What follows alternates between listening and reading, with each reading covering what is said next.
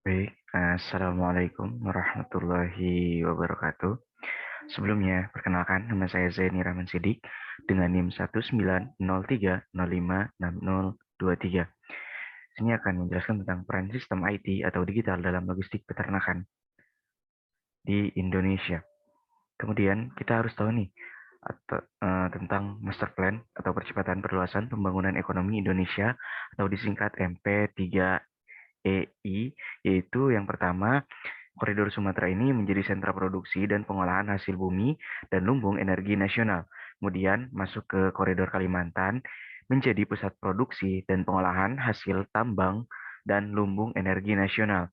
Kemudian turun ke koridor Jawa, yaitu sebagai pendorong industri dan jasa nasional. Koridor Bali Nusa Tenggara yaitu sebagai pintu gerbang pariwisata nasional dan pendukung pangan nasional.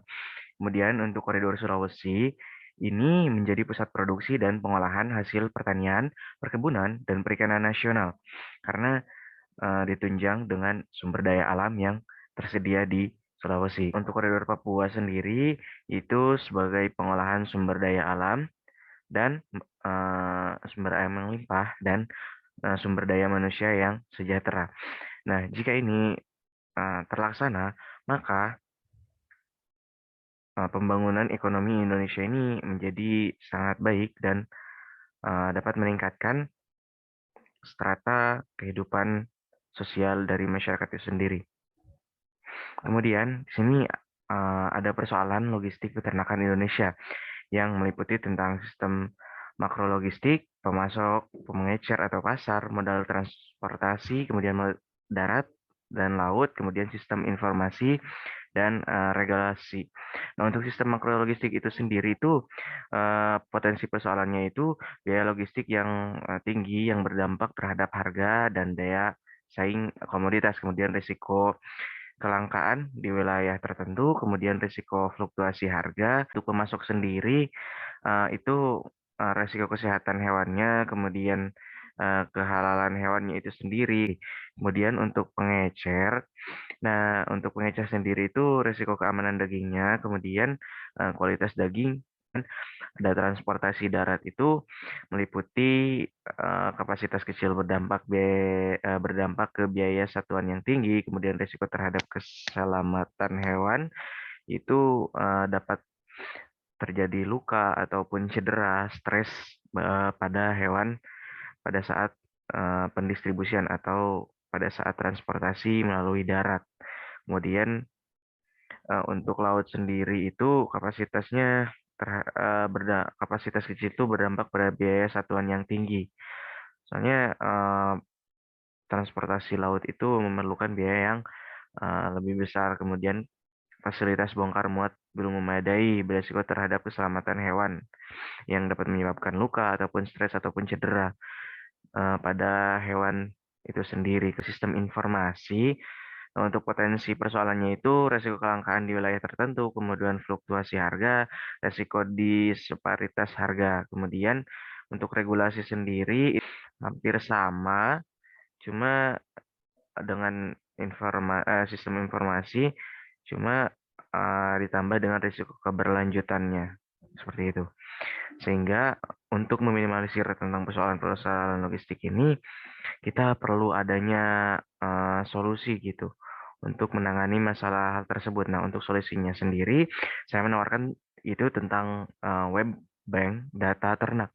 Nah, web bank data ternak itu sendiri dibuat dengan bekerja sama dengan pemerintah melalui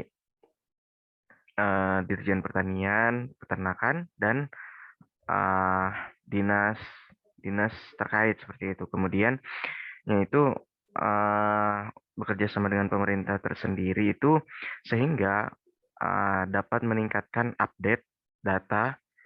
Jadi dinas-dinas terkait seperti dinas peternakan wilayah kota ataupun kabupaten ataupun provinsi itu upload eh, kondisi ternak itu sendiri gitu.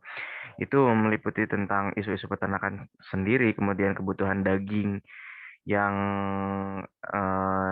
ada di wilayahnya, kemudian susunya, telurnya, dan produksi dari hasil ternak itu sendiri gitu. Jadi dengan adanya web ini, dengan updatean yang terus dilakukan oleh pihak dinas terkait tentang kondisi terkini di wilayahnya, maka akan menyajikan data-data update sehingga data-datanya menjadi relevan dan mudah untuk diakses seperti itu.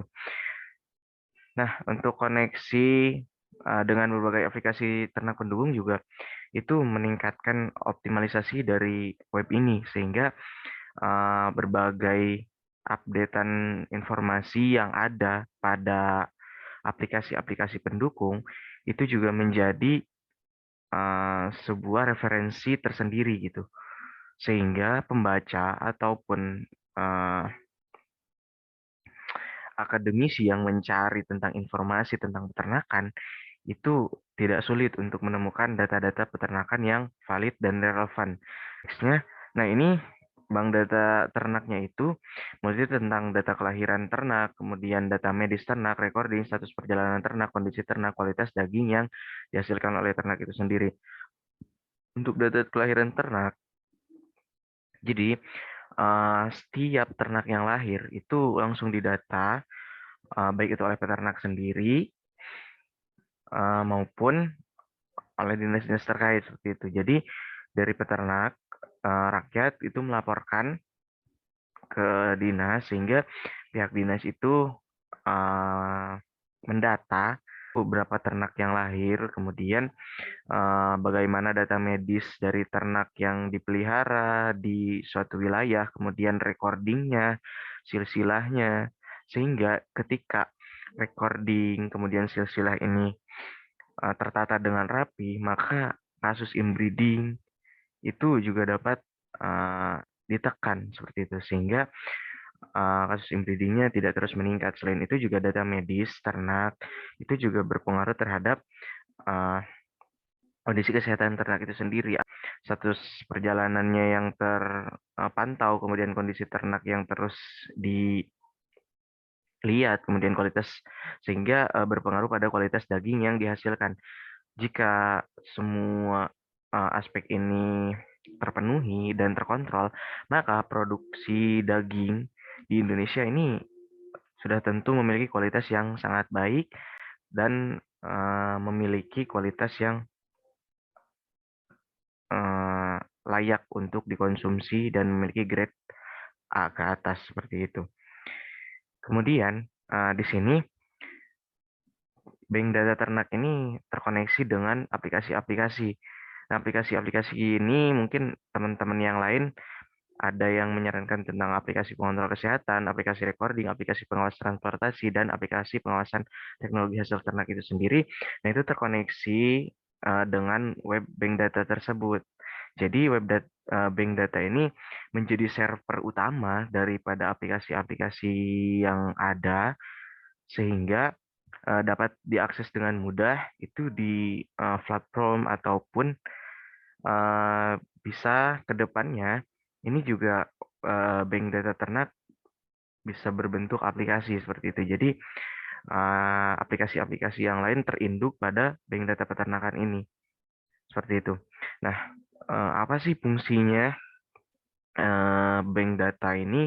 Nah, itu untuk mempermudah dalam memperoleh data tentang peternakan dari hulu sampai hilir. Jadi sudah terkonsep dari misalkan awal lahir sampai dengan uh, daging, susu ataupun kalau dari unggas itu telur dan dagingnya. Kemudian selain itu juga untuk mengetahui kualitas daripada hasil ternaknya, baik itu dari daging, susu dan telur.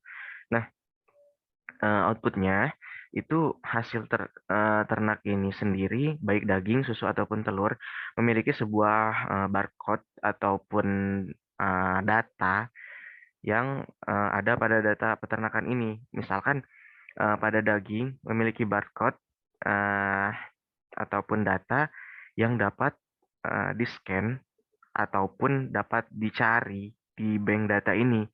Sehingga daging yang kita beli itu sudah ada, rekam jejaknya gitu, mulai dari kapan dia dilahirkan, kemudian, silsilahnya dari mana, kemudian riwayat kesehatannya, apakah pernah mengidap penyakit zoonosis atau enggak.